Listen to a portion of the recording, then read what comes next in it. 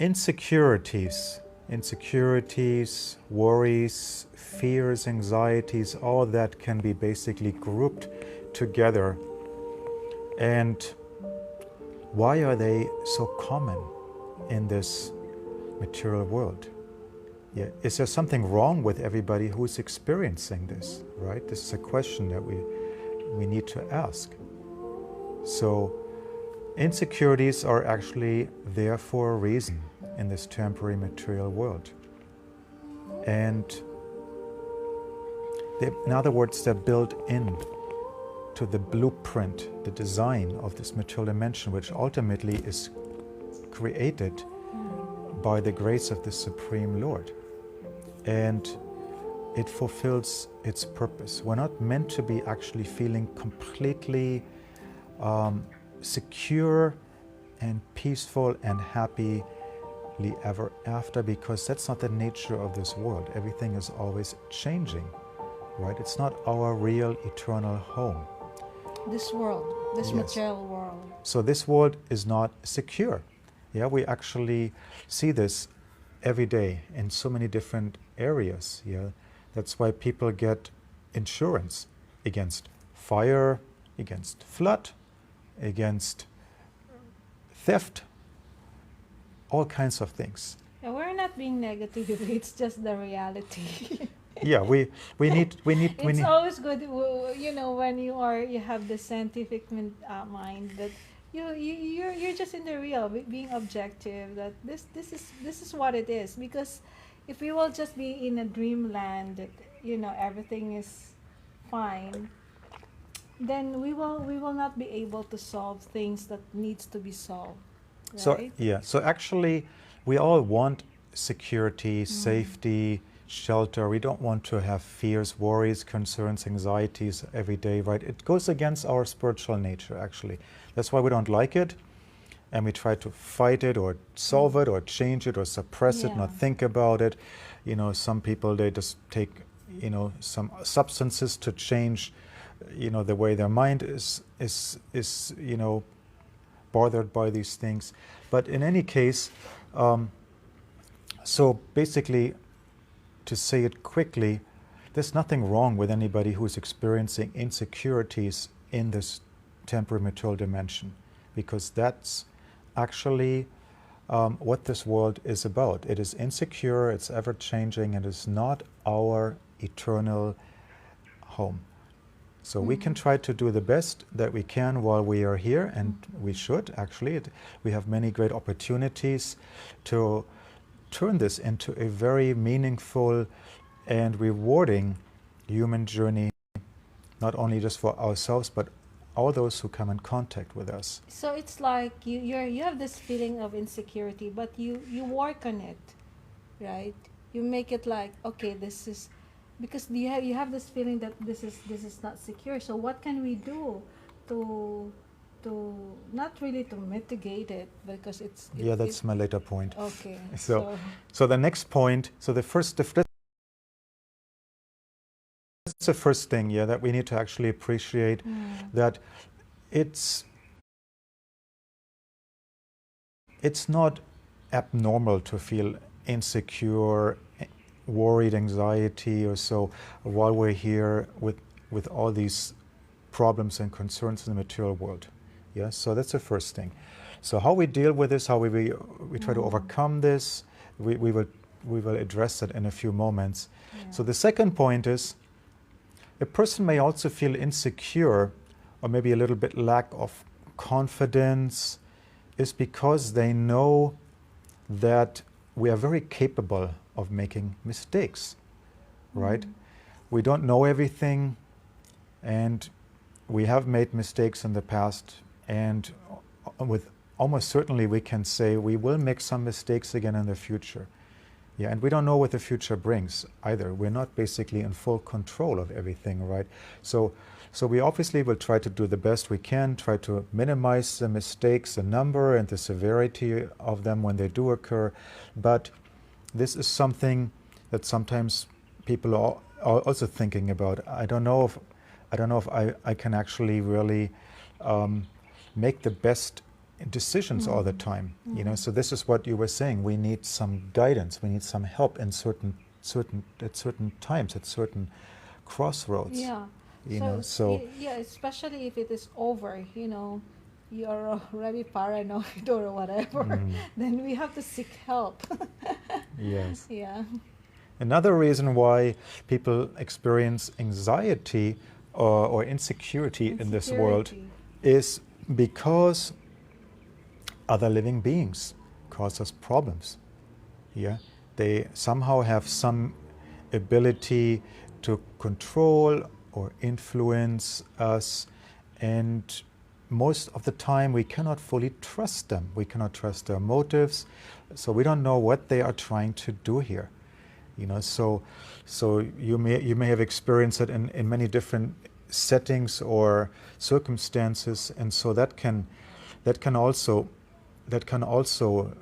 contribute to a feeling of It's like, insecurity. yeah, it's like in a family wherein the people around, members, family members, instead of having the encouraging or motivating atmosphere, they're gonna say, "Oh, you cannot do that. Oh, what's that? It's bad. Hmm. Oh, yeah, you're just dumb and moronic. You cannot do those things." It's like there's no feeling of they don't trust. In other words, they don't trust you. So for you get this because you were put in a box. So the tendency is, "Oh, okay, so I'm not good." So some of them, if we are gonna, this is very very sad actually, because if we are gonna see them like this when they grow up, some of them are actually from their childhood, right? Yeah, I mean, they don't feel loved, and they don't mm, have a secure place, basically. environment. They Yeah. don't have, the home is supposed to be a place of security, yeah, Yes. not of insecurity. Not of insecurity. But unfortunately, sometimes it becomes the opposite, and then a person doesn't even want to be home. Yeah, and put others down. Yeah. And so we will. So then it comes to the point. How can we overcome insecurities? Now, insecurities, like we said, there are many different causes, yeah, and related to that is also self-esteem, like we were just kind of suggesting. But actually, these things are connected. And so the first thing is, if we depend on others in this world, we try to find security in others who are not perfect. Actually, this from Mom Pines. Insecure people put others down to raise themselves up. It's true. Yeah, thank you, Mom Pines. It's true. If they don't feel like they're loved, appreciated, maybe they're lonely, they don't have any friends, and then they always try to elevate their own status, to become more accepted. Yeah. So. Or it'd be number one. So this is putting others down. This is all based on insecurities too, yeah. Because, and I will, this is what we're going to be looking at here right now. It's like the third point, basically.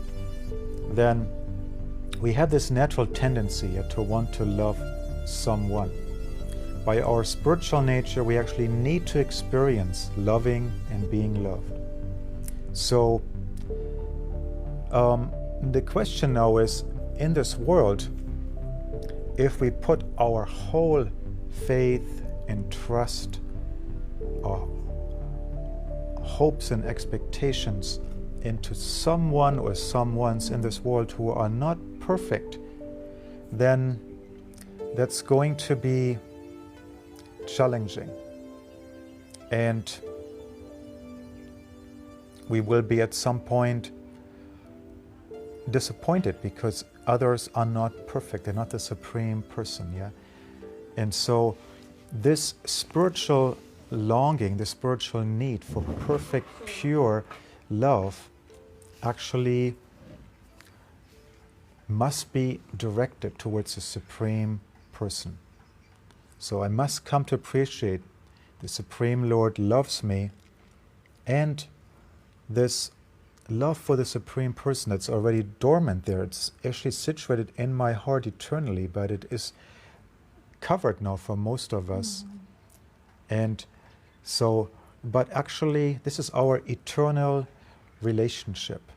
Supreme Lord is our closest and best friend. And it is very important to know the nature of the Supreme Lord, that he actually loves us unconditionally and that he is willing to give us always shelter, support, and that's where we can find real security.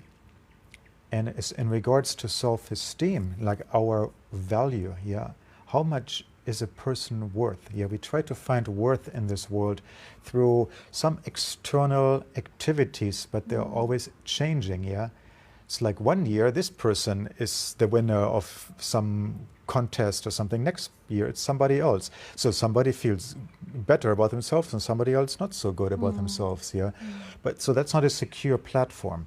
It might be temporarily giving us some boosts or so, but actually, eternally, the highest self-esteem that a person can achieve is to realize that I am the loved child of the supreme owner, the supreme controller. This is an eternal relationship.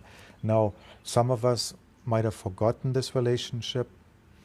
That we are all children of the Supreme Lord. Some of us might not have a very favorable relationship with the Supreme Lord. We might feel disappointed about something, or we're doubting, or something. But actually, the Supreme Lord is our ever well-wisher, and if we depend on him above everyone and everything else, then we will be in a very good situation.